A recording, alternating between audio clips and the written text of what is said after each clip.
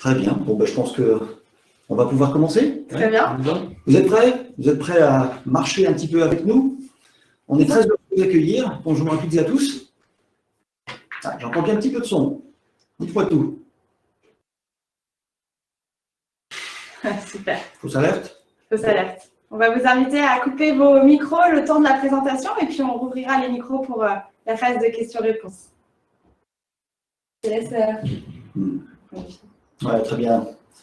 On est très heureux de vous accueillir aujourd'hui et on va parcourir ensemble. On est un groupe de voyageurs. On est très heureux de vous accueillir dans ce groupe et on va parcourir ensemble les paysages de l'organisation apprenante. Vaste programme. Hein. Et comment on va cheminer ensemble? On va commencer par se présenter. Donc, madame. Bonjour à tous. Donc, je m'appelle Victorine Arnaud. Je suis manager du portefeuille de projet du CESI, donc qui est un organisme de formation à Nantes. Je suis aussi chef de projet sur divers événements et responsable de formation sur des niveaux Bac+2. À l'origine, j'ai plutôt un parcours juridique. Je suis juriste de formation. Mais je me suis dit que pour accompagner la transformation du monde, ça pouvait être intéressant de passer par la formation professionnelle. Alexandre? Moi, c'est Alexandre Camino. Je suis ingénieur généraliste de formation et bordelais dans l'âme. Je suis consultant en management de projet en alternance parce que je suis aussi en formation, en master spécialisé, management de portefeuille de projet au CESI de Nantes avec Vincent. Oui. Un autre marcheur, encore d'un autre horizon. Moi, je suis angevin, donc c'est peut-être un peu moins loin par rapport à Nantes, où nous sommes aujourd'hui. Et donc, moi, j'ai travaillé en marketing et communication sur ces 12 dernières années, en graphisme en presse dans les 12 années précédentes. Donc, il y a effectivement un petit peu de route. Et l'idée, c'est de retravailler un petit peu sur la suite de la route, en prenant effectivement ce master management par projet, qui me semble être effectivement tout à fait intéressant pour accompagner les turbulences du monde. Alors, avant de commencer vraiment dans notre sujet, j'aurais voulu qu'on teste un petit peu ce qu'on a dans notre sac à dos, un petit peu tous les uns et les autres par rapport à l'organisation apprenante. Donc, on va essayer d'utiliser aussi le petit outil qui est dans MyVisio aujourd'hui, c'est-à-dire les sondages. Donc, on va vous faire apparaître une petite question et vous devriez avoir les petits boutons qui vont vous permettre d'avoir et de voter sur A, B, C, D en fonction de est-ce que vous avez lu la 5e discipline de Peter Senge qui va vraiment être une base de référence. Ça ne va pas être la seule, mais ça va être une des bases de référence qu'on a utilisées pour préparer cet atelier pour vous. Donc, on aimerait savoir, voilà, est-ce que vous connaissez un petit peu, vous l'avez lu, vous le connaissez par cœur, donc on va pouvoir compter sur vous pendant l'atelier. Ou au contraire, non, vous allez découvrir, et auquel cas, vous êtes au bon endroit. Donc, on va regarder un petit peu, on vous laisse voter. Il reste encore quelques votes à avoir. Donc, on voit qu'il y a une tendance qui se dessine, hein, assez claire. Tout à fait. On laisse encore quelques secondes pour les derniers. Oui, on voit qu'il y a du monde qui s'est connecté en cours de route. Bienvenue à tous. Vous arrivez pile au moment d'un petit sondage où on vous pose la question de savoir si on parle de l'organisation apprenante et parmi les textes de référence, on a la 5e discipline de Peter Senge et on veut savoir si vous l'avez lu. Donc profitez-en, donnez-nous un petit peu votre avis. Est-ce que vous connaissez, est-ce que vous en avez entendu parler ou pas? Voilà, là, je pense qu'on a… Super, on va pouvoir clôturer le sondage. Oui, là, je pense qu'on a vraiment une bonne tendance. Eh bien, écoutez, comme on se disait, vous êtes au bon endroit. On va essayer de partager ça avec vous. On va essayer de vous faire découvrir. Je pense que c'est vraiment plus l'intention, de vous faire découvrir un petit peu ça. Complètement. Et l'intention avec laquelle on souhaiterait vous faire vivre cette expérience, ce sera la suivante. C'est-à-dire que nous ne sommes pas professionnels de l'organisation apprenante. En revanche, nous avons un intérêt, c'est un fil conducteur dans notre pratique professionnelle. On croit profondément aux bienfaits de ce type de structure organisationnelle et de ce que ça peut apporter à la performance des entreprises et des individus qui la composent. Donc, c'est avec beaucoup d'humilité qu'on vous présente cet atelier aujourd'hui et on sera très intéressé de pouvoir en débattre à la suite. Exactement. Avant d'arriver sur… il y a beaucoup d'avant, hein, mais on aimerait bien repartager un petit peu avec vous, regarder un petit peu le pourquoi. Qu'est-ce qui fait qu'aujourd'hui, ça pourrait être intéressant d'être dans une organisation apprenante? Qu'est-ce que ça peut apporter? Alors, ça fait partie des poncifs, mais c'est vrai que on se sent le besoin, encore une fois, de redire qu'on est dans un environnement qui est chahuté. Le monde bouge très vite. Ou en tout cas, on ressent ça comme vraiment extrêmement rapide et de plus en plus rapide. On parle de transition, il y a beaucoup de transitions qui sont en cours, transition démographique, écologique, sociale, on parle de 4e révolution industrielle, management, on en est à quoi? 3, 4.0? Bon, à voir. Dans les évolutions technologiques, ça va de plus en plus vite. Donc, on va certainement parler de la transformation digitale des entreprises, tout un programme là aussi. Il y a l'intelligence artificielle, la blockchain, bon, plein d'avancées technologiques qui doivent transformer vraiment durablement notre société, et profondément en tout cas, notre société. Bon, je ne reviens pas sur la crise du coronavirus dont on est en train de s'extraire, c'est encore une autre illustration, c'est encore une autre évidence de à quel point notre environnement, et là je vais utiliser un acronyme, on va commencer avec un petit gros mot, VICA. Mais peut-être que vous connaissez ce que c'est VICA. VICA, c'est volatile, incertain, complexe, ambigu. Volatile parce que les vérités d'aujourd'hui ne seront pas forcément celles de demain. Le Covid l'a illustré de manière fantastique. Incertain parce que prévoir l'avenir, même proche, ça devient quasiment impossible. Complexe parce que le nombre d'acteurs en interaction et de variables est de plus en plus important. Donc ça devient effectivement compliqué. Complexe même d'ailleurs. Ambigu parce que justement cette quantité de variables, cette quantité d'interactions est de plus en plus difficile à décrypter. On n'a pas forcément toujours le bon sens, entre guillemets, de ce qu'on perçoit. En bon cartésien, on se pose la question de, allez, comment on peut agir? On va rechercher des causes, on va découper en petits problèmes qu'on va pouvoir appréhender et résoudre. Là, je vais prendre une première citation de Peter Senge que j'aime bien, qui est de dire qu'un éléphant coupé en deux, ça ne fait pas deux petits éléphants. Et non. Et les problèmes auxquels on est confronté, si on les traite individuellement, ça ne va pas être suffisant, parce qu'il y a des interactions, il y a des répercussions qui vont faire que ça va aller au-delà et on va manquer une partie de l'image, finalement. Je parlais d'image, mais là, en ce moment, je vous parle. Théoriquement, vous m'écoutez. Pour ceux qui ont laissé leur caméra, je peux voir leur visage, leurs attitudes. Et en fonction de ça, j'en déduis s'il y a un intérêt ou bon, sans plus. Donc à partir de là, moi, je commence à m'inquiéter ou je prends confiance. Le débit de ma parole change. Je pense que vous avez déjà dû vous en apercevoir d'ailleurs. Vous voyez déjà qu'eux aussi s'en sont aperçus et donc du coup, ils réagissent. Vous aussi, d'ailleurs, vous réagissez parce que ça vous va pas, c'est pas forcément évident. Donc vous voyez toutes ces interactions, toutes ces petites modifications, toutes ces conséquences, causes-conséquences, ces boucles. On va pouvoir revenir éventuellement dessus si nécessaire. Impacte réellement la façon dont on perçoit notre environnement et on voit bien que pris isolément, juste le ton de ma voix, c'est pas ça qui suffit. Il faut vraiment un ensemble. Et encore qu'on est là vraiment sur un exemple qui n'est peut-être pas forcément le plus pertinent, mais ça illustre. C'est vraiment pour vous donner la démarche. À propos de démarche, le principe, c'est de dire qu'effectivement, on essaie d'apprendre en marchant. On a une vision qui essaie d'être à plusieurs niveaux. On essaie de regarder près, loin, un peu comme quand on marche. On fait gaffe là où on va mettre les pieds. Et puis, on essaie de regarder notre destination aussi en même temps. Ça, c'est si on marche, parce qu'on a le temps. Qu'est-ce qui se passe si on court? Mieux, parce qu'aujourd'hui, courir tout seul, c'est plus suffisant. Il faut courir à plusieurs. Le monde va de plus en plus vite, comme on le disait, les changements vont de plus en plus vite. Et on a besoin de courir, effectivement, ensemble et de plus en plus vite. Bienvenue aux derniers qui nous rejoignent. C'est très joli guitare. Bienvenue en tout cas. Bienvenue en cours. Vous nous direz à la fin si on a besoin de revenir sur quelques éléments. Bienvenue à vous. Donc, qu'est-ce qui se passe si on court et si on court à plusieurs? C'est un petit peu ce qu'on va essayer de partager avec vous aujourd'hui. C'est un petit peu ce qu'on essaie de voir avec la 5e discipline. C'est comment on peut faire pour accompagner les organisations à courir ensemble vers un même objectif, vers une même destination et de partager un bon rythme en faisant attention à ce qu'il y a sur la route. Donc demain, si je veux que moi, mon organisation, moi je suis responsable marketing entre guillemets à l'origine, donc ok, j'ai entendu des choses, j'entends parler d'agilité, j'entends parler de plein de choses, organisation apprenante, moi ça me parle, d'une certaine manière j'ai envie que mon organisation apprenne. Comment je fais? Par où je commence? 5 disciplines, c'est ce qu'on va voir, c'est ce qu'on va énumérer, mais c'est un peu, ça peut être difficile de savoir par où commencer. Complètement. Alors, il n'y a pas de bonne ou de mauvaise réponse. Ce qui va être très important, c'est de s'approprier un espace conceptuel en ayant compris quelles sont les dispositions personnelles et structurelles de son organisation et des individus qui la composent. Donc, dans mon organisation, on a plutôt suivi le déroulement du livre dans un premier temps, que nous allons par la suite vous présenter, parce que ça permettait une montée en puissance dans la complexité et l'ouverture à notre environnement. Mais on va venir illustrer ce propos à la suite. Oui, c'est vrai qu'il n'y a pas vraiment de vérité en fait, hein, pour commencer par une discipline ou par l'autre.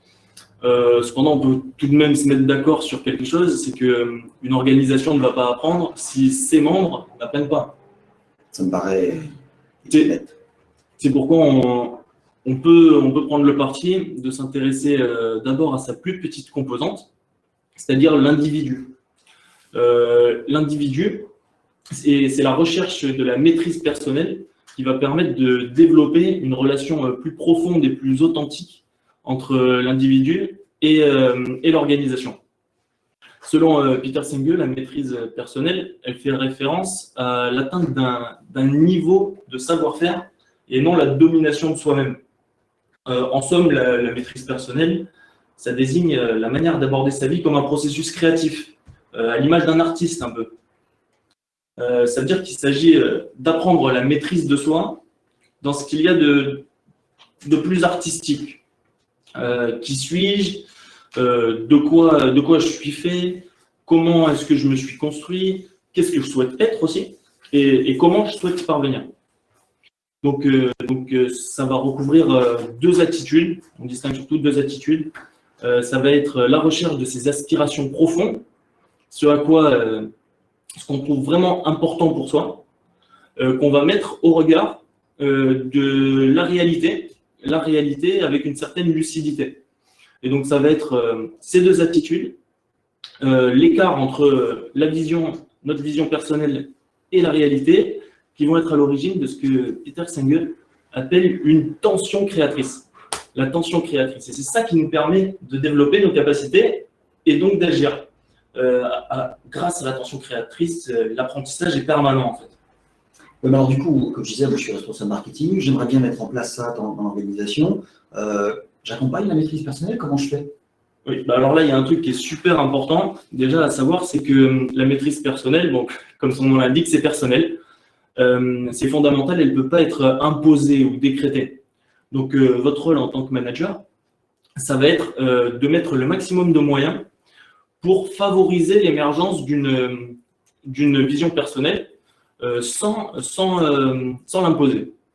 Donc, il y a quelques moyens pour accompagner votre organisation. Vous pouvez, par exemple, proposer à vos collaborateurs des tests de personnalité, encourager à s'interroger sur ce à quoi ils aspirent, aider chacun individuellement à traduire ses aspirations par des objectifs personnels, concrets, donc pas forcément professionnels, hein, personnels, identifier différentes voies permettant à chacun d'atteindre ses objectifs et dresser un plan d'action pour développer sa personnalité, pour atteindre ses objectifs.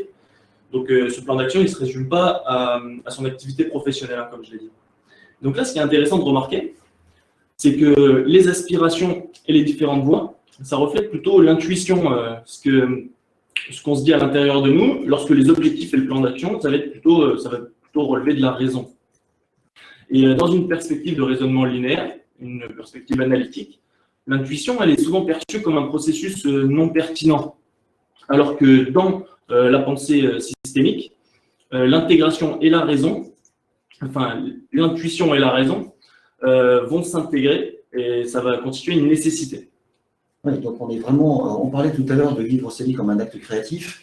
Je viens de faire accrocher au mur là chez un de nos participants.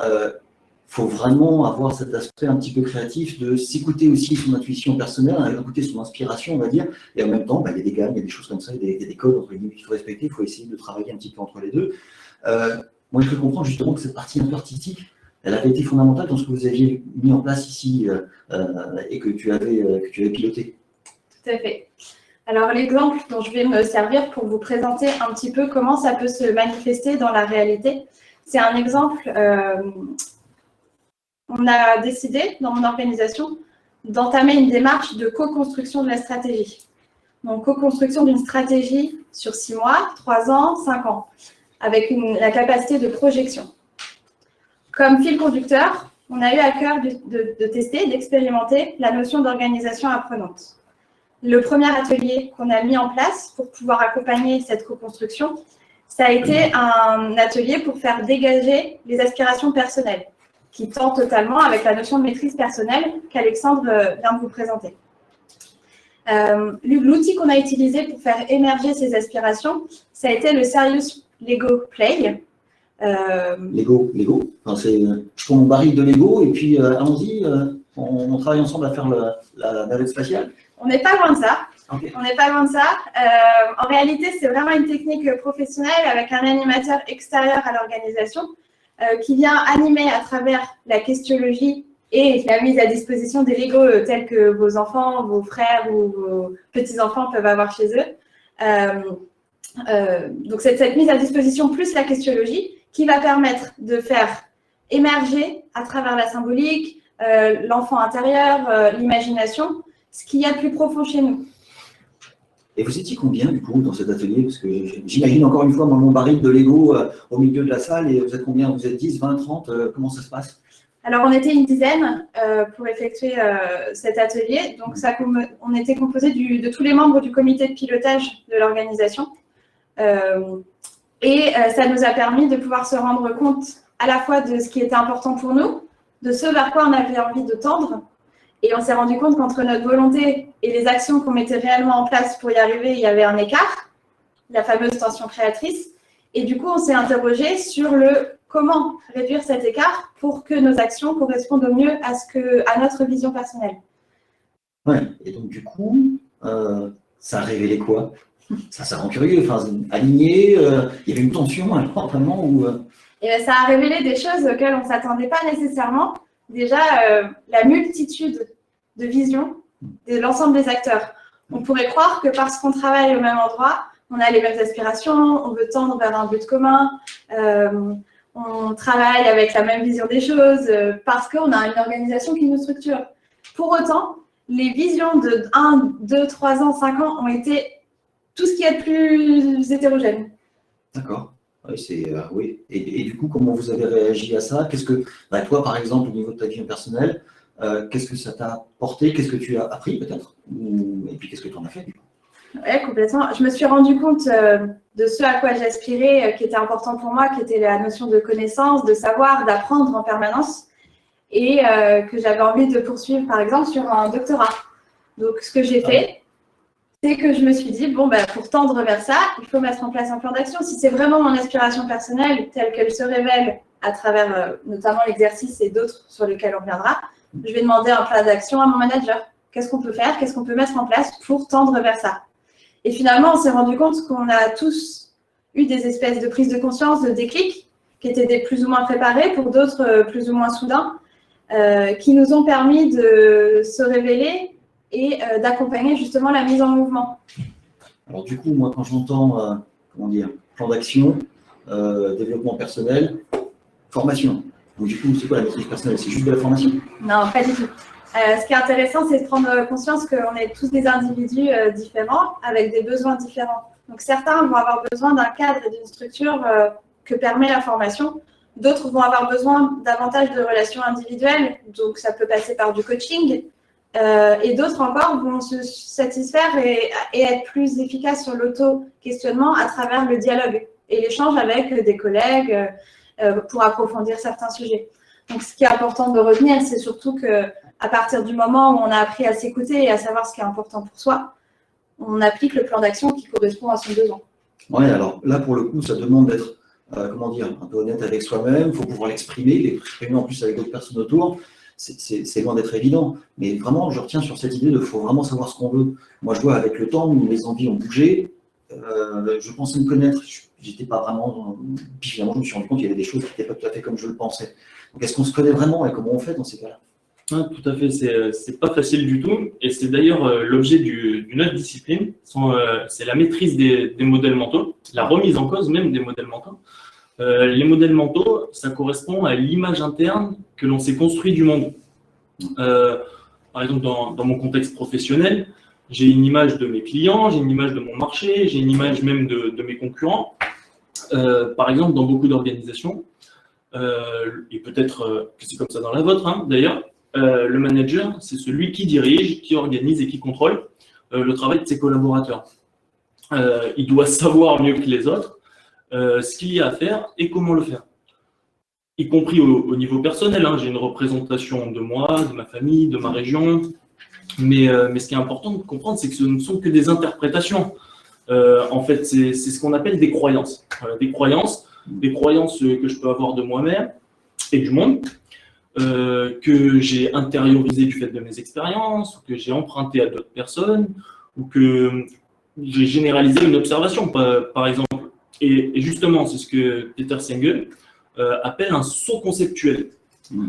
Une information que vous généralisez sans vérifier cette généralisation est pertinente, en fait, qui se transforme en fait. Ça, c'est par exemple le commercial qui dit tous les clients veulent telle chose parce qu'il connaît, juste parce qu'il connaît les opinions de l'un d'entre eux.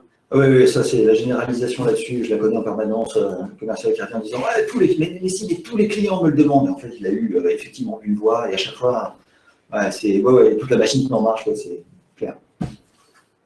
Et c'est super important parce que ces représentations, elles agissent comme des filtres qui déforment notre représentation, la perception en fait qu'on peut avoir du monde et des autres. Et donc ça influence directement nos comportements et nos décisions. Donc je vous laisse imaginer l'impact de ces modèles mentaux des dirigeants clés, des décideurs clés dans une organisation. Par contre, entendons-nous bien, il ne s'agit pas de se déclarer une guerre intérieure et de les juger comme bons ou mauvais. Mais bon, par contre, il est nécessaire de les reconnaître et de les appréhender pour connaître les implications que ça peut engendrer. Mais alors du coup, si c'est caché un peu en soi, si c'est si enfoui et si c'est si difficile entre guillemets à révéler, comment on peut s'y prendre, comment on peut accompagner entre guillemets cette recherche de modèles mentaux et qu'est-ce que j'en fais? Est-ce qu'il faut que je les recadre? Est-ce qu'il faut que je dois faire moi avec mes commerciaux? Ce que vous pouvez faire, c'est vous concentrer sur la réalité, les faits et non l'interprétation qu'on en fait, sans mauvais jeu de mots. Il faut s'interroger sur quelles observations directes je me base pour considérer telle information comme vraie sur quel fait.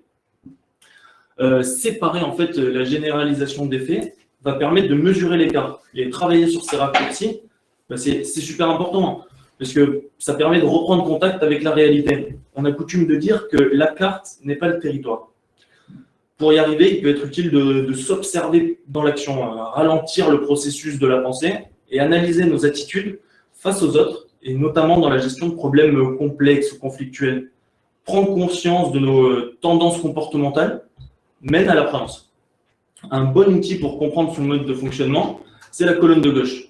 Ça consiste à révéler le non-dit dans la colonne de gauche, en mettant en regard dans la colonne de droite ce que l'on dit qui l'accompagne, et ça permet de construire une nouvelle situation où l'explicite et l'implicite viennent se renforcer dans la recherche d'une solution positive. Ouais, alors ça vaut pour moi. Ça, la colonne de gauche, je vois comment je peux l'utiliser. Du coup, en attendant, ça me va bien, ça me plaît bien comme façon de faire, parce que c'est souvent qu'il y a un décalage là-dessus, donc c'est intéressant. Mais comme on parlait des commerciaux tout à l'heure, moi, comment je fais? Alors, commerciaux, il ne s'agit pas de ça, mais tous, le comptable, enfin bref, tous les rôles, entre guillemets, qu'on peut voir. Dans mon interaction avec les gens, comment je peux aller vers eux avec cette idée-là de faire dire les bonnes choses d'une certaine manière? Ce que tu peux faire, c'est trouver le bon équilibre entre l'exploration et l'argumentation. L'exploration, ça permet de questionner pour comprendre. Alors que l'argumentation, ça va être chercher à convaincre l'autre que l'on a raison. Ouais, je vois. Voilà. Il faut utiliser les deux de manière équilibrée, juste. Il n'y a pas de vérité absolue, comme dans tout. L'argumentation, sans esprit d'exploration, mène à plus d'argumentation, et c'est l'escalade. D'où la nécessité de questionner et de soumettre sa pensée à l'analyse de l'autre. Pour un manager, c'est être curieux et pousser ses collaborateurs à questionner ce qu'ils considèrent comme acquis, Il n'est pas nécessaire de se mettre d'accord, hein, qu'on s'entende bien, mais c'est le processus de parler en fait ouvertement des problèmes qui conduit à un résultat. D'accord. Alors ça, j'imagine que Victorine, toi, vous avez dû être dans le dur avec les Lego pour découvrir des choses. Et finalement, il y avait des modèles mentaux. Vous avez pu en découvrir? Oui, complètement. On a utilisé un autre outil pour aborder cette question-là. On a utilisé le Dixit. C'est quoi? C'est un peu comme la colonne de gauche, un autre outil un peu technique. Alors, c'est plutôt un jeu de cartes. C'est un jeu de société aussi? Voilà. Lego, jeu de cartes, finalement, vous jouez, c'est cool. Et oui, mais quand je vous dis que le pouvoir de l'enfant intérieur qui réside en nous est incroyable, c'est qu'on a pu l'expérimenter. Le Dixit, c'est des cartes. Donc, à la base, c'est un jeu de société qu'on peut faire entre amis, en famille. Mais nous, on l'a utilisé pour faire se révéler, notamment, les modèles mentaux. Donc, c'est des cartes où il peut y avoir des personnages, des animaux, des paysages, des formes plus ou moins abstraites. Là, ce qu'on a fait, c'est qu'on a préparé toujours à travers la questionologie des questions qui permettaient d'aller chercher justement ces petites constructions individuelles. Par exemple, on donnait une situation et on devait aller chercher la carte qui nous inspirait le plus sur comment est-ce qu'on réagirait face à cette situation. Par exemple. Personnellement, pour ne pas citer mes collègues, je me suis rendu compte qu'un des modèles mentaux qui était très, très présent chez moi, c'était ce besoin de justice. Pas pour rien que j'ai fait des études de droit avant, ça révélait autre chose, mais ça a un vrai impact dans mes relations aux autres. Et c'est-à-dire que je peux vite avoir tendance à considérer une situation comme injuste, alors qu'en réalité, je n'ai pas pris en compte les différences qui peut entre moi, l'autre, et du coup, on ne peut pas aborder les choses de la même manière en fonction des personnes à qui on parle, puisque par définition, on est deux individus différents. Donc, certes, on est égaux en droit, mais on ne l'est absolument pas de naissance. Et ça, c'est un modèle mental qui peut me coûter au quotidien, de temps en temps, puisque déjà, je me fais du mal tout seul dans certaines situations. Et en plus, ça a un impact sur les autres, puisque l'interaction peut parfois être difficile. Donc, à partir du moment où on a compris ça, on va venir travailler sur soi pour soit apprendre à vivre avec son modèle mental et aussi aider les autres à nous comprendre. Oui, c'est vraiment une notion de préjugé qu'il faut remettre en cause et sa façon de penser. Certaines choses sont telles qu'on les pense, ouais. Et plutôt réinterroger le réel pour voir un petit peu comment ça se passe. Mais alors, on parle de maîtrise personnelle. Bon, ça concerne soi. On parle des modèles mentaux. Il y a un petit peu de groupe, mais on a l'impression que tout est fait pour être concentré sur. Alors, l'organisation apprenante, c'est quoi? C'est juste tous les individus qui sont vraiment au centre de la démarche. C'est vraiment juste l'individu. C'est les petits défauts de fabrication qu'il faut essayer de recaler. C'est quoi? Non, pas du tout. C'est vraiment une démarche collective. Ah. Mais pour que le collectif progresse, il est indispensable que l'individu progresse. Et c'est après avoir bien clarifié nos aspirations que nous pouvons les amener dans l'organisation et interagir avec celles des autres. C'est justement l'objet de la vision partagée. Vision partagée, une autre discipline, c'est une réponse à la question, en fait, que voulons-nous créer ensemble? Que voulons-nous créer ensemble? Elle donne ça va donner le sens et l'énergie d'apprendre. C'est l'image collective du futur que l'on veut créer. Comment on l'obtient? On l'obtient en mettant en commun les visions personnelles. C'est la tension créatrice de chacun qui va conditionner l'engagement et donner la force à cette vision partagée. Oui, mais alors du coup, je ne peux pas me concentrer que sur les collaborateurs. J'ai ma stratégie marketing d'ailleurs, hein, bon. Mais j'ai la stratégie de l'entreprise, j'ai des besoins autour, elle a sa propre, elle a son approche, son slogan, c'est tous les éléments qu'on connaît de l'entreprise, ses valeurs, effectivement, son histoire. Comment j'intègre tout ça dans tout ce que va me remonter l'atelier Lego ou l'atelier Dixit de Victorine? C'est sûr. Et pour arriver à faire se rencontrer le top-down et le bottom-up, en fait, le descendant et l'ascendant, ce qui va être important, c'est de garder à l'esprit deux éléments qui vont venir cadrer la co-création de la vision partagée pour qu'elle prenne du sens dans l'organisation. Et donc, ça va être la raison d'être de l'organisation et ses valeurs. Si on arrive à faire cohabiter les visions personnelles et la raison d'être de l'entreprise et ses valeurs, on a un tout harmonieux Et comme ça, vous aurez répondu aux deux questions fondamentales que sont le pourquoi, avec la raison d'être, et le quoi, la vision partagée. Donc, dans la co-construction, je peux même vous donner quelques astuces. Moi, je distingue deux méthodes de faire la co-construction. Une méthode additive que j'ai appelée, qu'on peut appeler le patchwork. En fait, hein, on vient rajouter toutes les visions personnelles parce que l'intérêt, bien sûr, c'est qu'il y ait le maximum de visions personnelles dans la vision partagée. C'est ça qui va lui donner sa force. Et en même temps, la technique du dénominateur commun, un peu du consensus, qui va permettre de remettre à plus tard les sujets les plus sensibles ou conflictuels. Toujours un équilibre à trouver, jamais de vérité absolue. Ouais, ça, je pense que niveau équilibre, il y a dû y avoir de quoi faire. Je pense qu'il y a dû y avoir du débat, du dialogue. Ça a dû être assez houleux par moment. Ouais, peut-être pas houleux, mais enfin, disons, je pense que ça a dû être. Il y a dû y avoir du sport, oui, quand même. Ouais, et puis c'est dans le désaccord qu'on construit et qu'on avance aussi, donc ça a été assez intéressant. D'accord. Ce qui est important de savoir, c'est que la phase de co-construction dont je vous parle, elle s'est étalée sur 5 mois. Donc, ça ne s'est pas fait une partie le lundi, une partie le mardi. Ce qui a été intéressant, c'était de s'approprier aussi entre chaque atelier ce qui avait été vu auparavant. Donc, le délai est très important dans l'organisation apprenante. On ne claque pas des doigts pour se le révéler. Par rapport à la vision partagée, on a dessiné. Ah, ça y est, on sort les crayons de couleur, là, pour le coup. Alors on le dit en rigolant, mais on a symbolisé notre processus sous forme d'un arbre. Donc un arbre qu'on a dessiné sur 2 mètres dans l'organisation, dans une pièce, dans une salle à part, bien identifiée, où tout le travail qu'on vient de vous partager sur la vision personnelle, sur la maîtrise personnelle et les modèles mentaux représente les racines de l'arbre. C'est nos entrants. Sans ça, on aura du mal à trouver sa place dans l'organisation. Donc, c'est nos racines. C'est ce qui va nous permettre de faire pousser nos aspirations communes et notre chemin. Le tronc, ça a été notre intention. On a voulu le faire ensemble et le bien vivre ensemble. Le quoi, le pourquoi.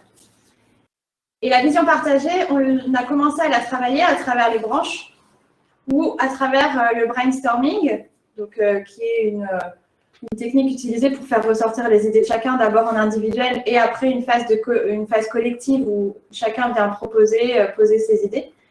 À travers cette phase de brainstorming, on est venu finalement poser nos objectifs, les projets sur lesquels on avait envie de pouvoir tendre, mais vraiment de manière la plus exhaustive possible pour avoir déjà une vue de ce qui était possible de faire.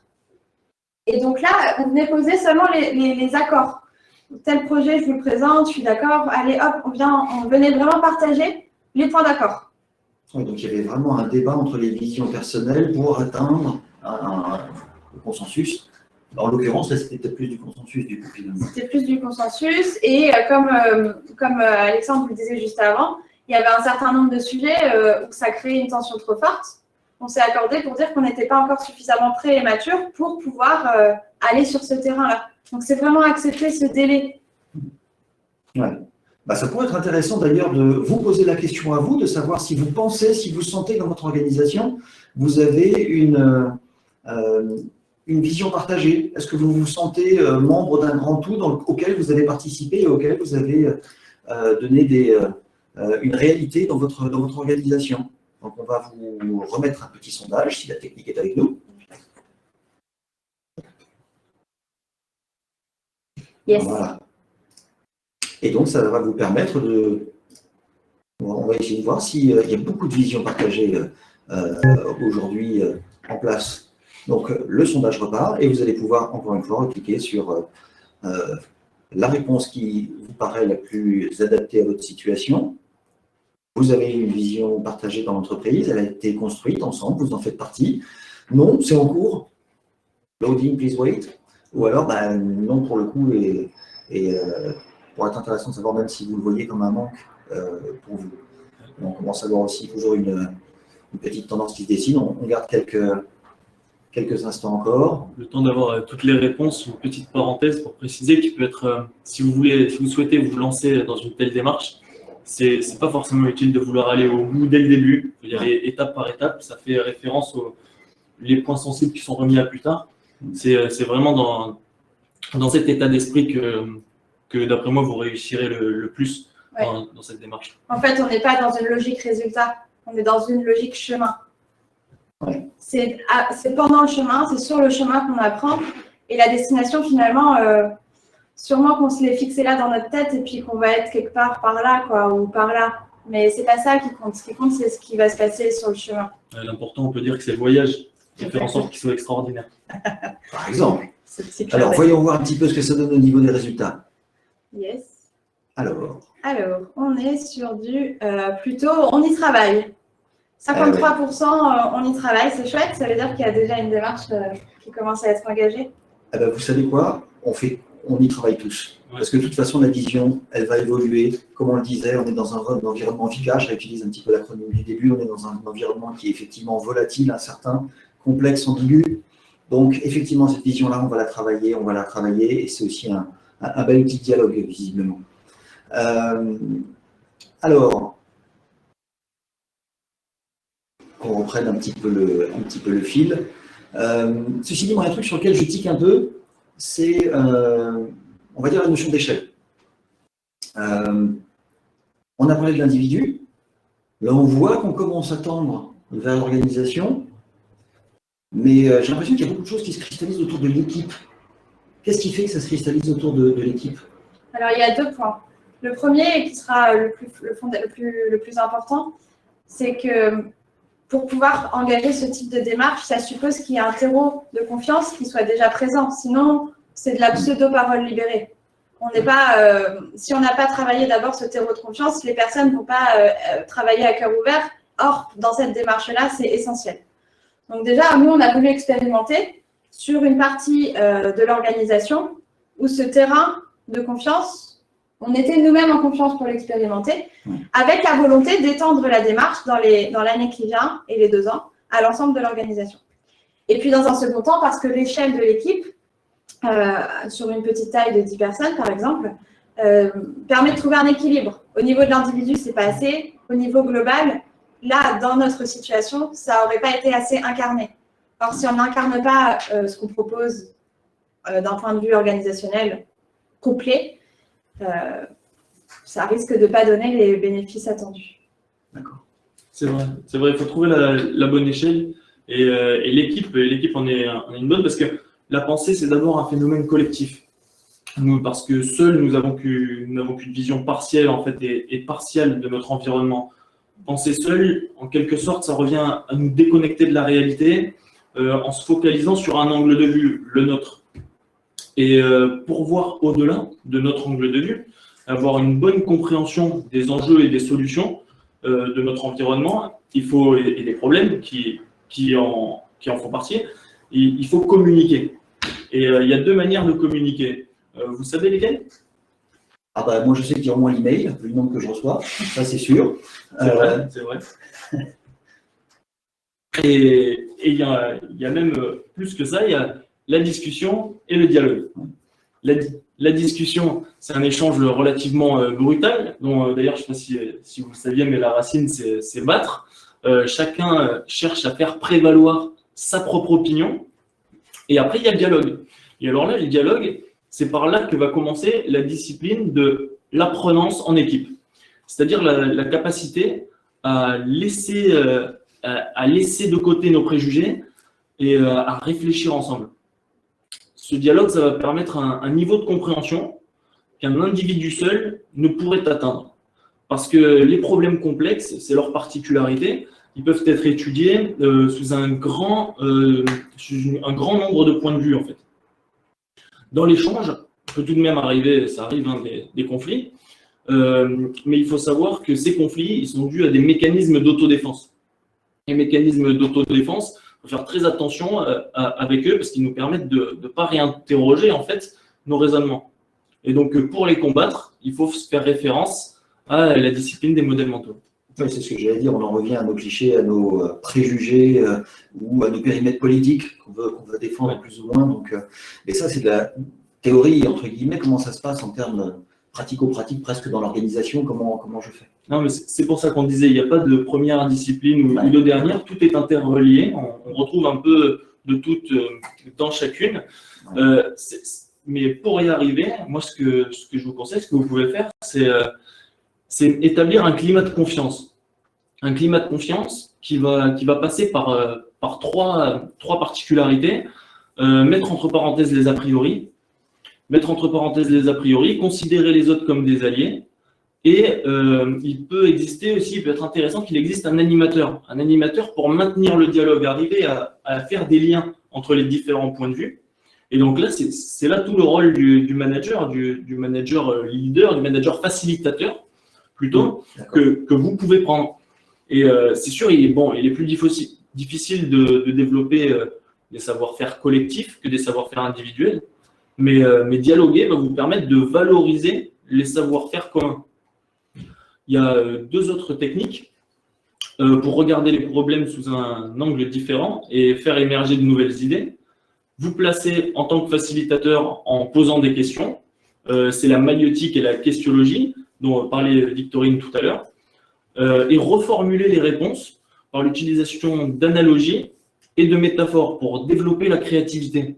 Et c'est ça qui rendra l'apprentissage collectif possible. D'accord. On commence à parler d'apprenance. On commence à parler un petit peu de collectif. Par contre, le climat de confiance, le dire comme ça, ok, le faire vivre, ça ne doit pas être la même chose là pour le coup, je pense. Complètement. C'est une des disciplines les plus exigeantes, à la fois émotionnellement, intellectuellement, même spirituellement et socialement, puisque on n'est plus seulement à apprendre ou apprendre à apprendre pour soi, mais on est dans apprendre à apprendre avec les autres, à travailler ensemble. Donc ça va mélanger un ensemble de conflits intérieurs, de conflits extérieurs avec l'autre, mais qui sont hyper nourrissants. Le conflit est constructif en fonction de la manière dont il est amené. Et donc, du coup, ça peut être relevé selon différentes étapes pour pouvoir atteindre cette capacité à apprendre en équipe.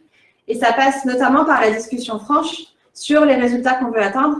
Et donc, dans la phase de co-construction, on a vraiment essayé de travailler à partir, une fois qu'on a eu tout ce processus un peu plus développement personnel, connaissance de soi, connaissance des autres, à partir d'une carte stratégique. Il a fallu à un moment rentrer dans le dur de ce qui allait nous servir de fil directeur sur les 3 années à venir. C'est ce que j'allais dire, c'est-à-dire qu'il y a un moment où tout ça, ça reste entre guillemets un petit peu théorique, un petit peu psycho, etc. Mais moi, j'ai des impératifs business. Il y a un moment où il faut que ça rentre effectivement dans ces impératifs et dans mes objectifs quelque part. Donc, comment ça s'intègre ? Alors, à travers divers ateliers dont on pourra reparler par la suite, mais concrètement sur le résultat donné, ça a été qu'on se fixe nos propres objectifs. Donc d'abord les enjeux de l'organisation, du groupe.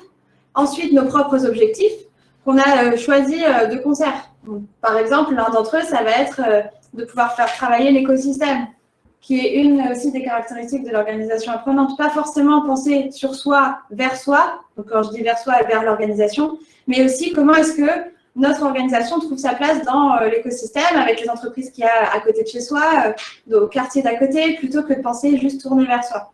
Et donc ça, on l'a matérialisé dans une carte stratégique, pareil avec de la symbolique. On a choisi que notre symbole, ça allait être un éléphant, parce qu'on est à Nantes. Ça représente dans la mythologie hindouiste le dieu des savoirs, de la connaissance et de l'étudiant, par exemple. Donc il y a on a fait tout un travail de symbolique derrière, qui est hyper important, parce qu'on positionne des valeurs communes sur lesquelles s'appuyer. C'est notre nouveau cadre de référence. Et donc, on a travaillé cette carte stratégique pour pouvoir, ensemble, apprendre à savoir quels objectifs on s'était fixés, qu'est-ce qui nous manque dans notre sac à dos pour pouvoir atteindre nos objectifs. Et donc, à partir de là, définir les fameux plans d'action dont on parlait tout à l'heure, qui sont la résultante de cette fameuse tension créatrice entre ce à quoi j'aspire et ce que je fais réellement dans les actions. Quel est l'écart et comment je peux réduire cet écart? Et aussi, quelles sont les questions qu'on a à se poser pour tendre ensemble vers l'objectif qu'on s'est défini. Ouais, donc là, on voit qu'on commence à vraiment imbriquer, on parlait de Lego tout à l'heure, mais on voit vraiment les briques se mettre ensemble pour faire un tout cohérent. C'est là où on peut commencer aussi à prendre un petit peu de recul. Ça me fait penser un petit peu à ce qu'on disait au début, quelque part qu'on abordait vaguement. Et là, on touche au cœur du réacteur, mais qui est complexe, qui est la pensée systémique. Tout à fait, la pensée systémique. La pensée systémique, c'est une discipline, mais en tant que telle, hein, mais c'est aussi bien plus que ça, parce que ça va être le fil conducteur qui relie les 4 autres disciplines de l'apprentissage. Et y être sensible, c'est super important. Sans elle, les autres disciplines, en fait, ne produiront pas de synergie pour l'organisation. Ouais. Pas de synergie, mais du coup, encore une fois, comment je fais, moi, concrètement, entre guillemets, est-ce que c'est possible d'avoir ce côté un peu concret là, avec la systémique? Qu'est-ce que c'est réellement dans les faits? Parce que tout ça, c'est bien beau, mais comment on peut le définir? Comment je peux en parler, moi, aux autres? Et en tant que tel, la pensée systémique, elle permet d'observer des situations complexes dans leur intégralité. Parce que la particularité d'un phénomène complexe, c'est qu'il met en jeu beaucoup d'intérêts divergents et des interactions multiples, et que l'on peut donc on ne peut pas en avoir une compréhension exhaustive en fait. Donc le facteur humain, il est fondamental dans cette notion de complexité. Vous l'aurez compris, le système dans lequel vous évoluez, votre organisation, vous devez la considérer comme un être vivant, capable en évolution constante en fait, capable d'avoir des réactions inattendues, mais aussi de s'adapter et d'apprendre. La vision systémique, elle implique d'abandonner une vision juste fragmentaire pour adopter une vision plus globale et observer les interrelations et la dynamique plutôt que des liens simples et des successions d'images. Ouais, donc il faut que j'arrête de penser client-fournisseur d'une certaine manière, même moi dans ma propre organisation. Il faut que je vois aussi l'organisation un petit peu comme un tout, mais ça va au-delà de mon périmètre du coup. Tout à fait, tout à fait. Typiquement pour un manager, ça signifie mettre des liens internes, interservices, et aussi des liens externes avec son environnement. Quelques pistes, par exemple, pour faire du lien, de la reliance, comme dirait Edgar Morin, c'est essayer de ne pas penser qu'avec des départements fonctionnels, en silo, si c'est votre cas, communiquer ascendant et descendant, ok, mais essayer aussi de faire de la transversalité avec des forums, des comités pluridisciplinaires sur certains sujets. Vous pouvez aussi adhérer à votre syndicat interprofessionnel, par exemple, ou être à l'écoute de votre environnement socio-économique et au sens large, par exemple des dispositifs de veille. Pour illustrer tout ça, je vous propose quelques-unes des 11 lois de la pensée systémique selon Peter Senge. La solution de facilité vous ramène toujours au problème de départ. Les problèmes d'aujourd'hui viennent des solutions d'hier. Les rapports lointains entre les effets et les causes. De petits changements peuvent provoquer de grands résultats. Ça, c'est l'effet levier. Les reproches ne sont pas de mise, car la responsabilité de ce qui se produit dans un système ne peut qu'être partagée par les membres qui le constituent. C'est la pensée systémique. Ouais, donc là, on commence à avoir un programme qui est de plus en plus vaste, et là, qui est infini, quasiment à peu de choses près. Ça s'est traduit comment, de votre côté? Alors, ce qui est important de savoir, c'est qu'avant d'engager une phase de co-construction de la stratégie comme on l'a fait, ça nécessite un travail préparatoire. On avait une organisation plutôt structurée en silos, par domaine, avec des équipes propres pour des fonctions particulières. Ce qui fait qu'il y avait très peu d'interaction entre ces différentes équipes. Concrètement, une des choses qu'on a commencé à mettre en place, c'est mettre en place une gestion de portefeuille de projets afin de pouvoir commencer à travailler sur des projets extérieurs aux activités courantes. Donc, on a fait tout un travail d'optimisation des processus pour pouvoir libérer du temps dans la charge de travail et pouvoir consacrer ce temps à des projets qui sortent du périmètre initial pour permettre de créer de la nouvelle valeur à l'organisation. Et ça, ce processus de gestion de portefeuille de projet qui a permis aux équipes de pouvoir se retrouver alors qu'elles ne faisaient pas partie à la base d'un même silo, ça a permis de créer déjà de la relation. Et après, une fois qu'on a commencé ce travail, on a pu casser les silos pour commencer à faire travailler les personnes par métier. Donc déjà, on rentre dans un processus d'harmonisation des pratiques par métier. Et aujourd'hui, on en est à vivre des voyages apprenants pour qu'un métier, par exemple l'attaché commercial, puisse aller faire une activité dans l'activité pédagogique, par exemple. Et comprendre que dans la chaîne de valeur, son rôle, il n'est pas juste à cette partie-là. Il a un impact sur l'ensemble du système. Et tout ça, tout ce dont je vous parle, ça fait presque 2 ans que c'est en mise en route. Donc, c'est en ça que je vous disais que le délai était très important. Et pour le terme technique, organisationnel, on est passé sur une version matricielle de l'organisation. D'accord. Donc, ce que je comprends surtout, c'est que c'est un bon chemin, un long chemin surtout, mais ça va être un chemin qui est fascinant. Oui, d'autant plus fascinant pour rebondir Ouais. que les résultats sont juste incroyables dans la façon des équipes de travailler ensemble. Et je crois que c'est ça qu'il faut retenir, c'est qu'à la fois ça vient du top management, donc c'est une démarche qui a été impulsée par la direction malgré tout. Et en plus aujourd'hui, après des périodes très sous tension, parce qu'on a apporté du changement, donc le changement ça crée de la tension. Mais aujourd'hui c'est un vrai plaisir de voir la façon dont les gens se révèlent. Ouais, on a les premiers kilomètres du chemin où on apprend à savoir qui sont les autres marcheurs et on a le reste du chemin pour continuer à mieux vivre et à mieux marcher ensemble. Exactement. Écoutez, on a fait un petit peu un premier aperçu. On est en haut d'une colline, on commence à avoir un certain point de vue sur ce que pourrait être la cinquième discipline, sur ce que pourrait être une organisation apprenante. Maintenant, ce qu'on aimerait bien, c'est peut-être voir avec vous ce que vous en pensez. Si vous avez des questions, en tout cas déjà vous remercier pour votre écoute, mais voir si vous avez des questions et puis partager humblement ce qu'on peut avec vous sur là où vous en êtes finalement, quelque part vous dans votre propre chemin avec vos propres co-marcheurs. Alors n'hésitez pas sur le fil de discussion à poser vos questions et à nous faire remonter vos interrogations. Ou vos témoignages d'ailleurs, de savoir où vous en êtes. Ou ouvrir vos micros. Oh, allez-y. Hein. On est à votre écoute. On est à peu de choses près dans les temps. Il nous reste quelques minutes, donc n'hésitez pas à nous faire remonter.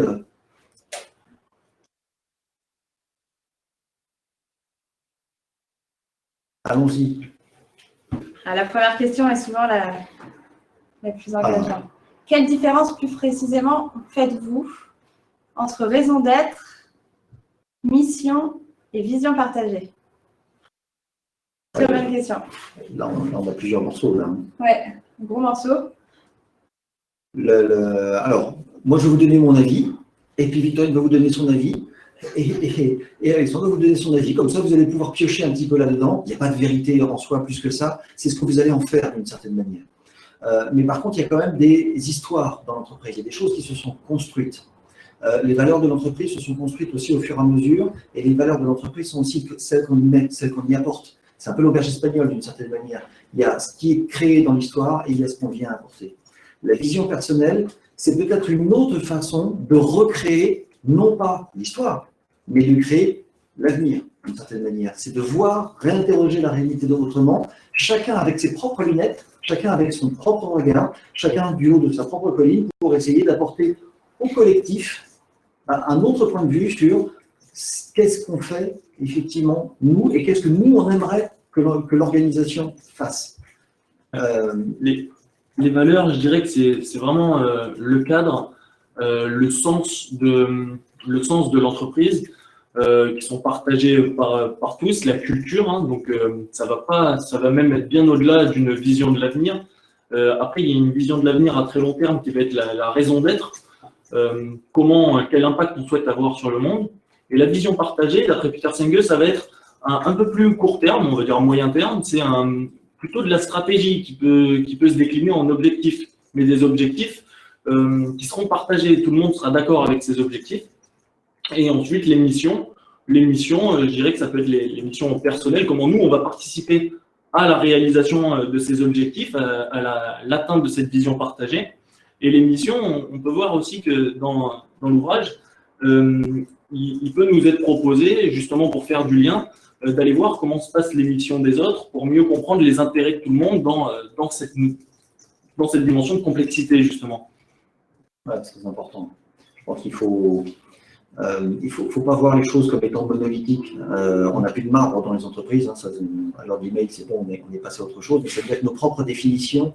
Et une partie des éléments, c'est un peu ce qu'on peut voir en filigrane aussi derrière. C'est-à-dire que on est acteur de ce qui se passe dans l'organisation. Et à nous d'apporter avec objectivité, avec honnêteté, ce qu'on ressent, ce qu'on pense, pour construire une organisation qui, justement, elle-même va être plus humaine, qui va mieux prendre en compte justement toutes les facettes du patchwork dont parlait Alexandre tout à l'heure. Je ne sais pas si on a répondu à votre question, n'hésitez pas, c'était Étienne, je crois. Hein. C'est un peu loin. Parlant de maîtrise, peut-on faire le lien avec Daniel PNK et son pilier de la motivation intrinsèque avec le sens et l'autonomie? Ah oui, complètement. Et d'ailleurs, pour rejoindre l'un des commentaires qui avait été fait plus haut sur le fait que ça peut paraître intrusif pour un manager d'aller solliciter le niveau d'ouverture, ce niveau d'ouverture-là de la part des collaborateurs, il y a des choses qui sont importantes de prendre en compte. C'est d'abord la théorie des petits pas, comprendre son environnement, avoir une sorte d'état des lieux dans le process de gestion du projet pour pouvoir adapter son plan d'action à ce qui existe déjà au cœur de l'organisation. Ça, c'est la première chose.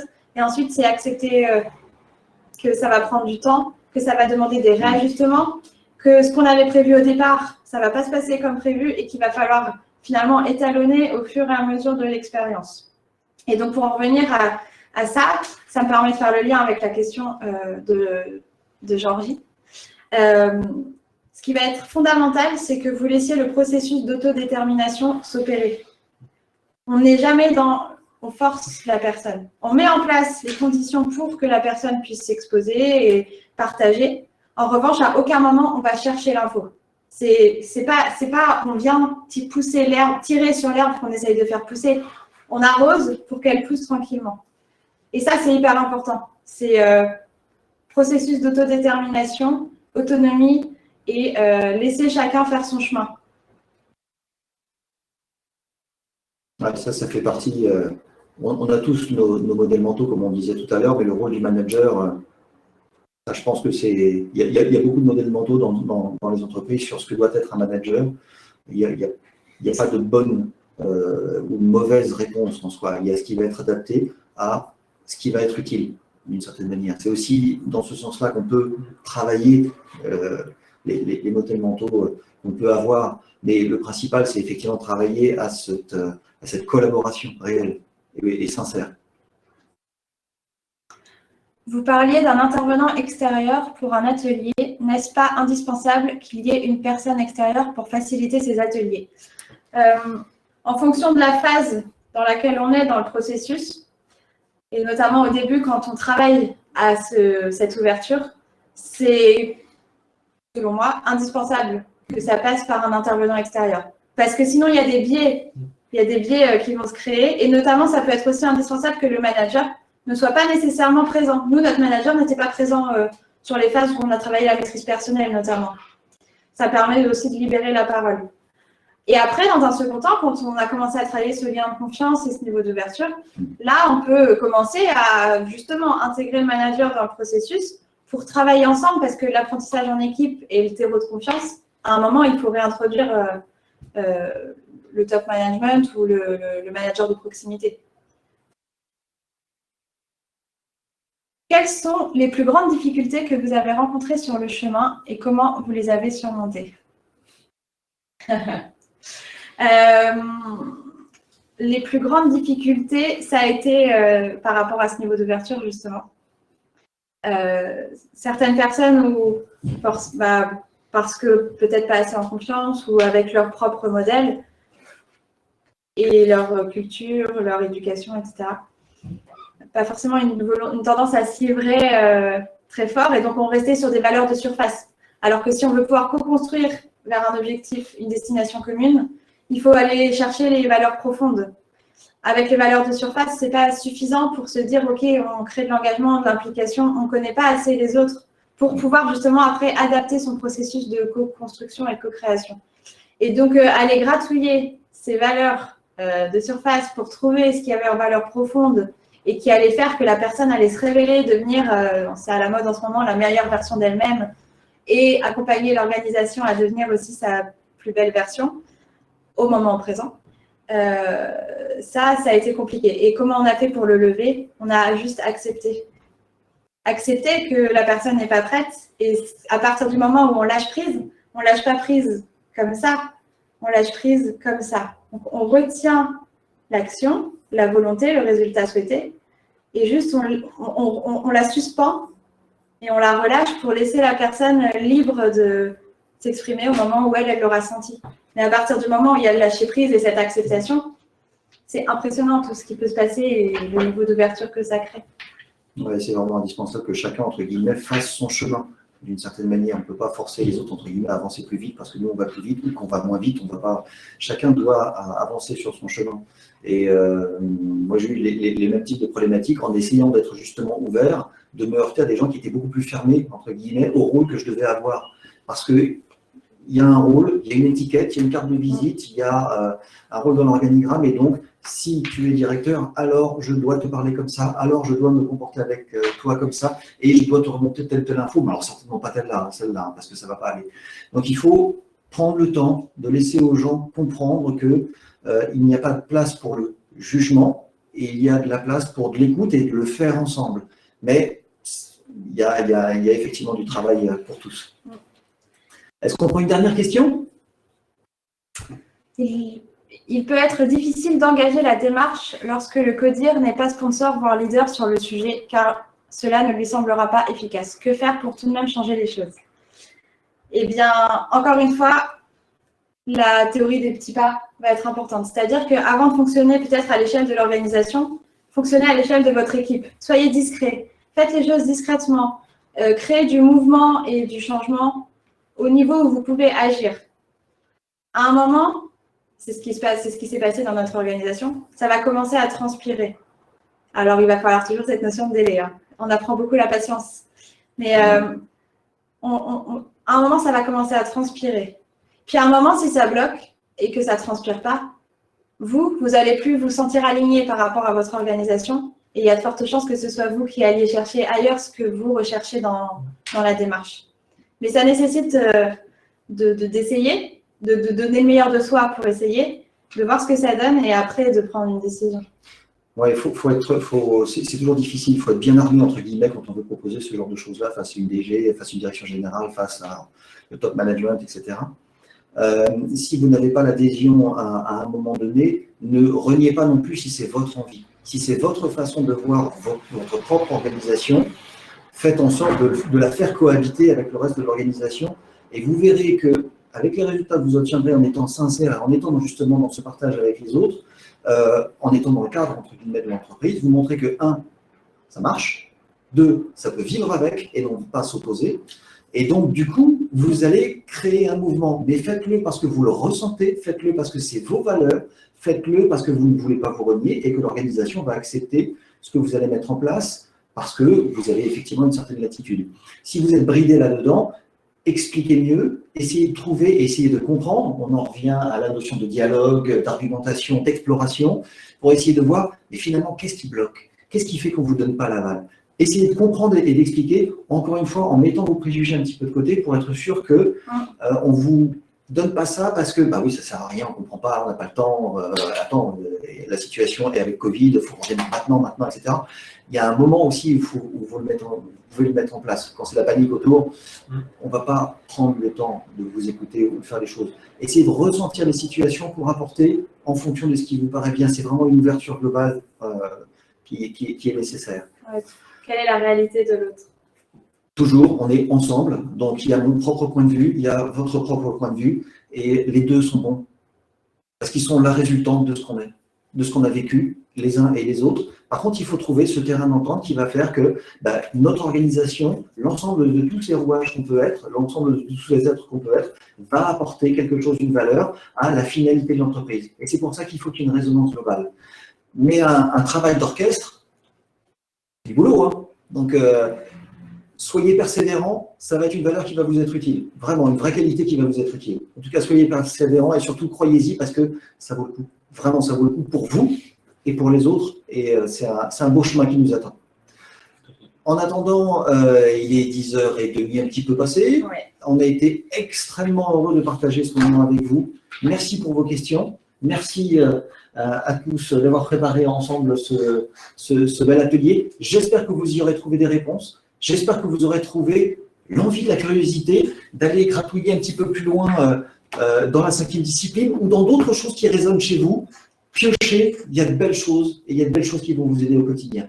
Et puis pour ceux qui veulent rééchanger par la suite, vous avez sur le site internet un petit onglet pour pouvoir échanger avec les organisateurs, ou même vous avez l'adresse mail par laquelle vous avez reçu ce lien.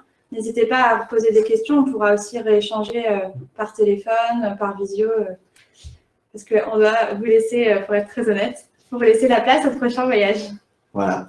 Bon En tout voyage. cas, merci à vous. C'était un plaisir de partager cette expérience. Et merci à vous deux. J'ai pris beaucoup de plaisir également. J'espère